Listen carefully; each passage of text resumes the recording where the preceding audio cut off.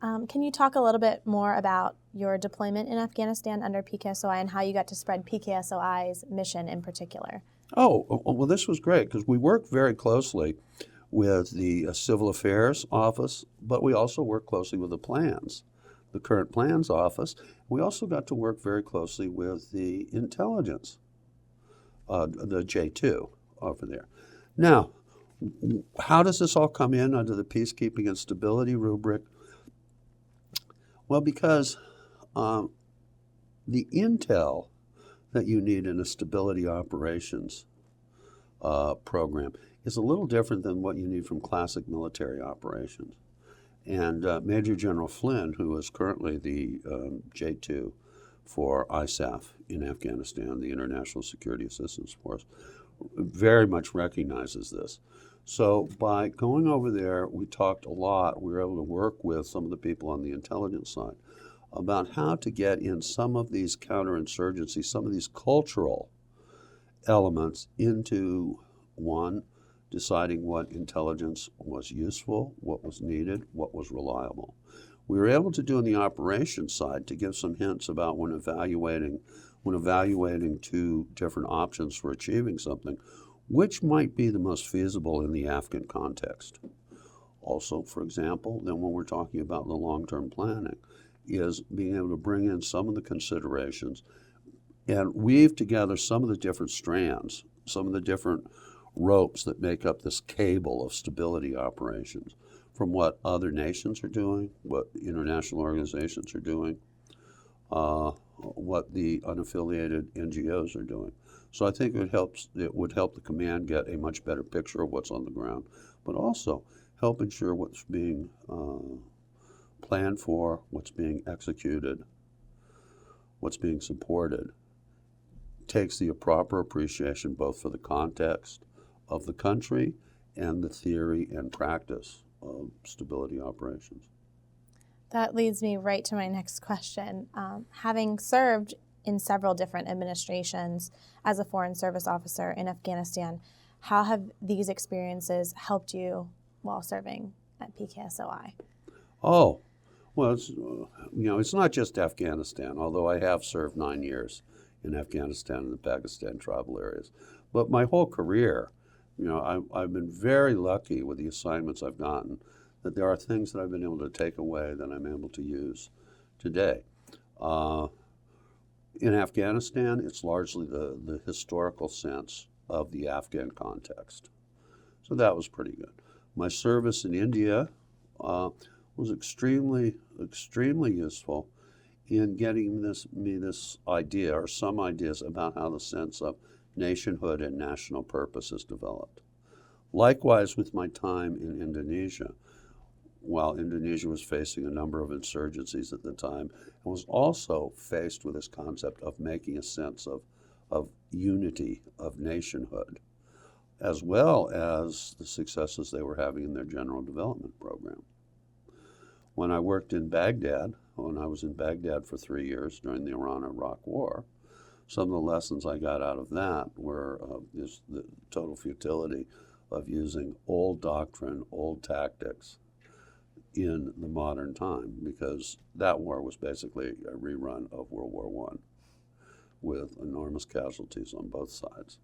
But it was like the inability to take account of what national strengths were, what national interests were, that war dragged on so long. When I was in Sri Lanka for 3 years, again, a nation facing dual challenges, the general development challenge, as well as a very bloody counterinsurgency that had gone on for years. And so these experiences, as in different contexts, common problems, different contexts, and different ways of approaching it, have all been very useful to me. Very well. This is kind of the same question, so feel free to pass. But how has your diplomatic experience in all of those countries helped raise the bar as it applies to peace and stability operations in PKSOI and the military's perception of their levels of development? Well, okay. One of the things that I've been told has been useful is, I as I mentioned, I feel I've been very fortunate in my career, because I have been assigned to jobs, to countries that were perhaps not in the headlines, but nonetheless very busy and important to U.S. interests. Again, if not in the spotlight. So under those circumstances, I think it helped me bring some credibility with the students as well as my less critical fellows at PKSOI. No, I mean the very accepting fellows at PKSOI. But the fact that, yes, not only I had been in Afghanistan, I'd been there a long time. I used to joke that many people, claim that they were the first American at Bagram Airfield or the first American at Kandahar when the Taliban controlled it. And I'd laugh and say, well, no, forget all these conflicting claims. I'm the first American that was at Bagram. I'm the first American that was in Kandahar under Taliban control. However, it points out what happens when missions aren't synchronized, because it took 7 years for the rest of us to get there. It's a joke. It's true, but it's meant as a joke.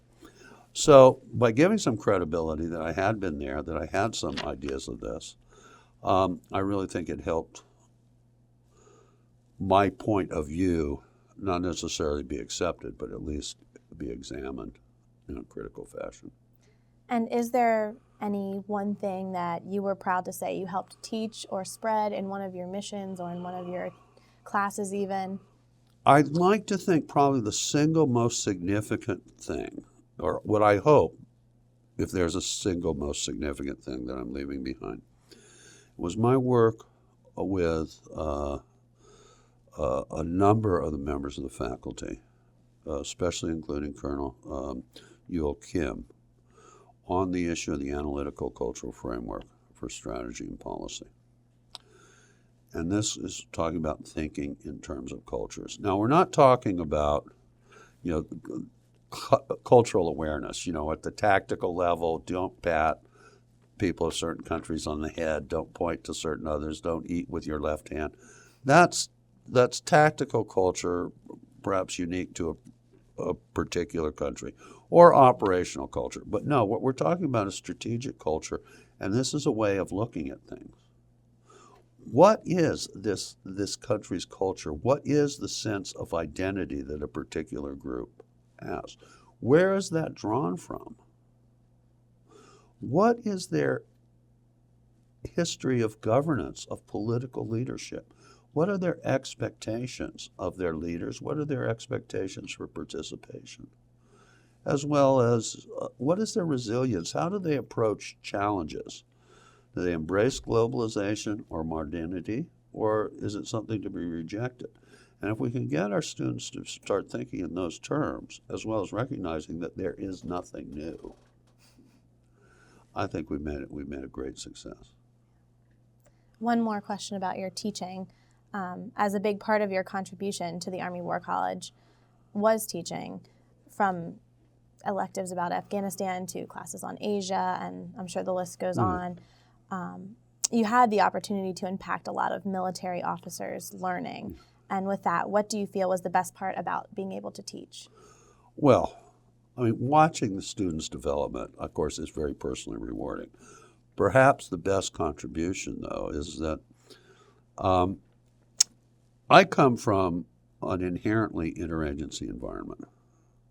Most of our students have spent most of their time in an Army environment, not even a joint environment. So whereas I come in with an interagency bias, many of the students come in with the Army's got to do it itself bias. Okay, and these are biases. I'm going to quite frankly admit that. By being present and showing that no, there is such a thing as interagency operations. We always tell the story of the student who asks, what building is the interagency in?